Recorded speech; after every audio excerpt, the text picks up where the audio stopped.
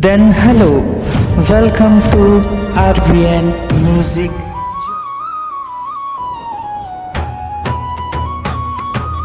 हरेली तिहार आगे भाई,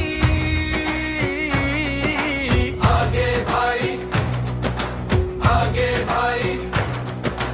हरेली तिहार आगे भाई, गांव गांव मन खुशहाली छाए। नीम के डारा हरियर पाना, मोर छत्तीसगढ़ मुस्काए। हरेली तिहार आगे भाई, माटी के खुशबू संग लाए। गोठानम गूंजे गीत हंस के, घर घर दिया जगमगाए।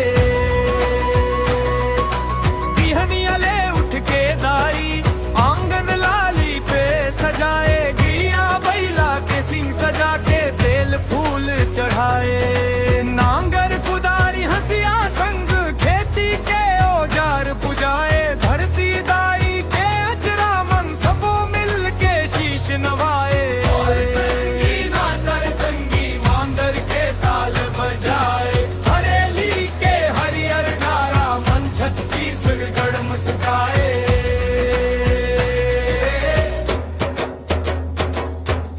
लइका मन के गेंडी चढ़े, गली गली मन धूम मचाए। कोनो हंसे कोनो गाए, कोनो गेंडी मन लहराए। दाई के हाथ के ठेठरी खुरमी, मोर मनाला ललचाए। गांव के चौक मसंगवारी, हरेली के गीत सुनाए। ब्रिज हरियर होवे खेत खार, हरियर होवे गांव। सुख समृद्धि बने रहे ये, मोर छत्तीसगढ़ी माटी के नाम।